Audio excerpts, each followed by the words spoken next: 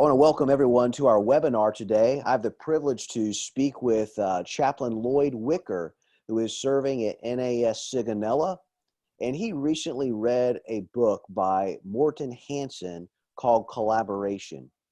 And what I'm going to do this morning is simply ask some questions, and he is going to answer those questions, and really and truthfully, I believe, at least through the response to these questions, it's going to encourage us to go and pick up a copy of this book so we can become better leaders to the people that we serve.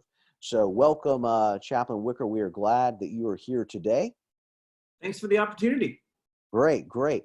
Well, I know that you recently read Collaboration, and I just have some questions for you. And the first question I have for you is, who is the audience, and how does the book speak to any sailor, Marine, or Chaplain Corps leader today? Yeah, and great question. And to answer that, let me go back just a little bit and tell you who wrote it, because I think that kind of helps. The book is a Harvard Business Press publication. As you said, Dr. Hansen, kind of an academic type, actually very much an academic type. He studied some of the best leaders and organizations, some who get collaboration right and some who don't. His background, he got a PhD from Stanford University, taught a number of places, including Harvard Business School, teaches now at UC Berkeley. And really it's out of that experience that he wrote this book, Collaboration, How Leaders Avoid the Traps, Create Unity, and Reap Big Results. And so in the book, he identifies a variety of audiences to your question. He hopes the book is going to have an impact on the business community, on executives, on nonprofit leaders, government officials, politicians, school administrators, lawyers, doctors, and so many more. So really to connect to what we do within the DoD and various elements of the Department of the Navy, specifically, there's absolutely some transferable principles that I think can inspire anyone from, Seaman Timmy to the flag community. I think it takes a little extra effort to adapt it to our more chain of command and hierarchical leadership structure. But I think leaders who embrace the idea that people are our most important asset are going to find ways that are going to make this book have some traction for what we do across the ranks. That's great. That's great. Well, I'll tell you what you really did there is you really kind of gave us a good overview of the book. So I'm not even going to ask the second question.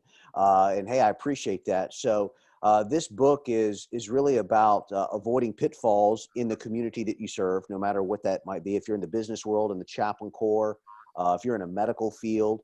Now, is there a way to specifically apply it to the Chaplain Corps as far as what the book is about? Can you maybe share a little bit about that, how you might apply this to the Chaplain Corps? Yeah, absolutely. I think to get there, what I didn't get a chance to say in the first part is he really talks about a very specific kind of collaboration. He talks about something that he calls disciplined collaboration.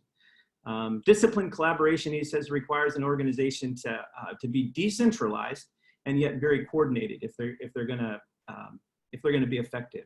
So decentralized, right? Daily operations and decision-making responsibilities delegated down from top management to middle and lower, which then frees up, the top management folks to focus more on the major decisions. And so how does that really get some traction within the Chaplain Corps and within the Navy and the Marine environment? Some of what he talks about is some behaviors that need to be adopted if disciplined collaboration is going to be something that can characterize our style of leadership. And so I'll just highlight a couple of them, I guess, for you. It kind of helps give you some idea to how this works for us. He talks about redefining success away from narrow agendas and toward bigger goals. And so what he means by that is that collaborative leaders are great at seeking common ground. He recognizes that they're going to be far more generative when it comes to the pragmatic ideas.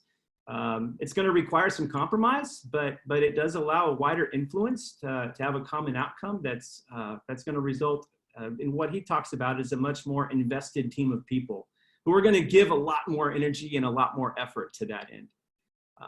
So thinking about our context, using people to build your fit rep bullets or using people to build your eval, there's no room for that. It's not going to work the way that the beauty of collaboration could. He talks about being intentionally inclusive in decision making. And so this kind of connects to some study I've been doing through an online class with the University of Illinois in strategic leadership and management. He talks about the importance of representative inclusivism. So I think about our community and what a diverse and really large group of people that we work with. Representative inclusivism would really, it would allow us to get a cross-section of people to the table so that when it comes to making decisions or dealing with problems, finding ways forward, to have other voices there. You can't have everybody at the table, but to have a cross-section of representatives is some of what he's talking about. And then thirdly, he talks about being accountable and simply taking responsibility for mistakes. He's talking about teams where sometimes in working with a team, there's a tendency where sometimes members will hide, or sometimes members will come and they'll kind of sit on the sidelines, but they'll take a lot of credit when things go well. They won't say a whole lot when things don't. He says collaborative leaders do exactly the opposite. So they take individual responsibility for what the group does. They show up, good, bad, or indifferent. They're at the table and they're engaged. So to think about collaboration in a team, in our context, within the Navy, within the Chaplain Corps, I think those are some of the things that, that disciplined collaboration will require. That's great. So you really applied some of those principles of the book to our community. So let me ask you even a little more narrow question, if I can, and that is, how does this book apply to PNC leaders today? Yeah, a great question. We have a great blueprint for what we do in the Department of the Navy Strategic Plan for Religious Ministry. We just talked about that even yesterday with the Chaplain Corps Town Hall. And from where I sit, it seems like that document is anything but static, right? And this is not something that's going to get an opportunity to sit in a drawer and collect dust. I don't even know how many versions have come through so far.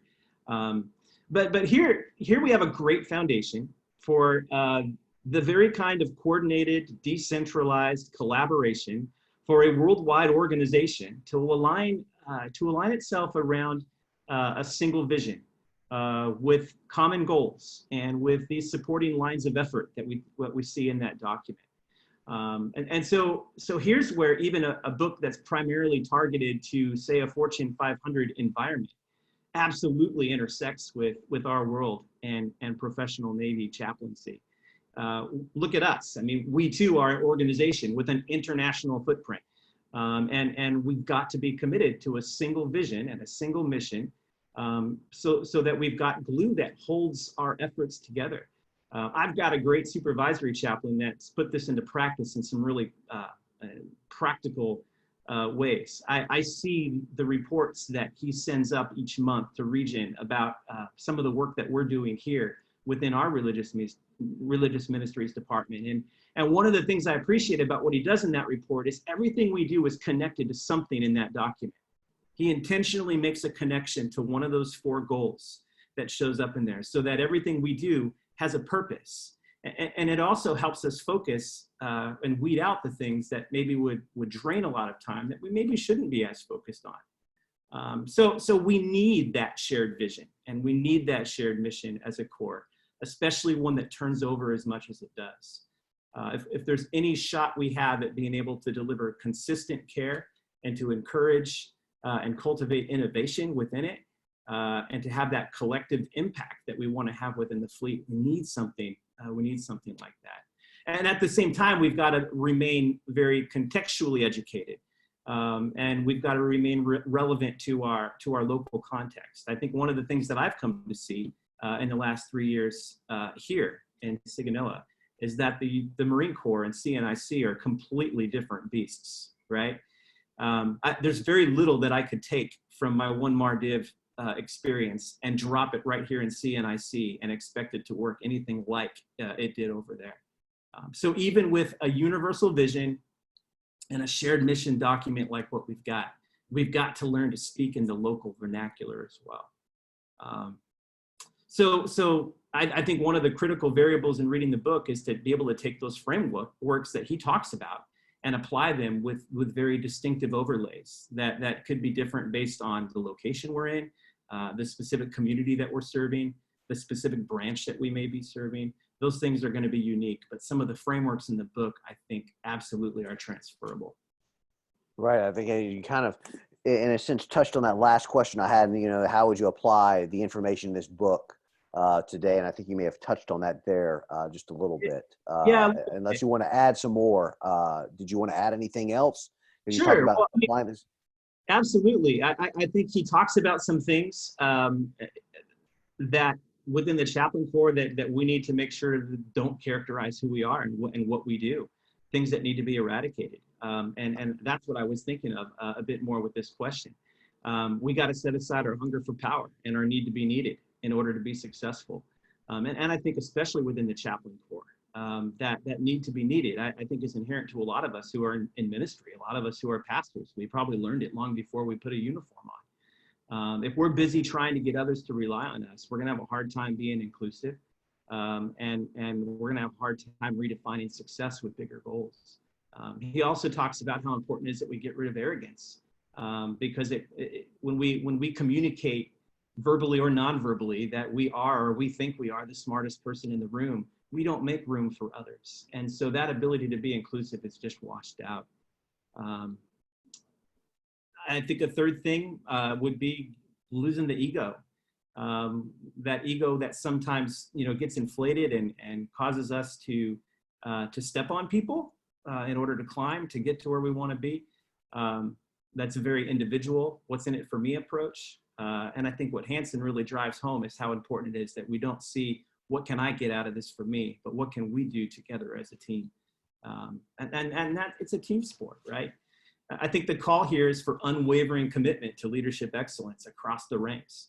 And in our context, where orders are issued and orders are followed, and sometimes without explanation, it's going to take some effort to apply some of these things.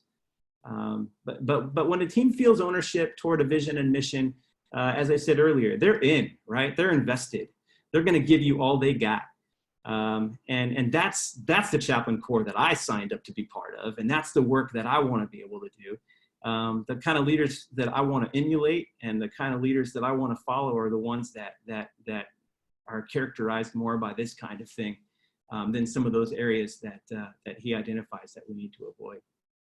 Well, it sounds like collaboration. It's not about yourself. It's about getting the mission done. And I tell you what, I've read your book review, and I really enjoyed it. As a matter of fact, it made me want to read the book. And, good. Great book. I want to read it again. Well, I know this much. When we collaborate, we can get a lot more things done than trying to do something by ourselves.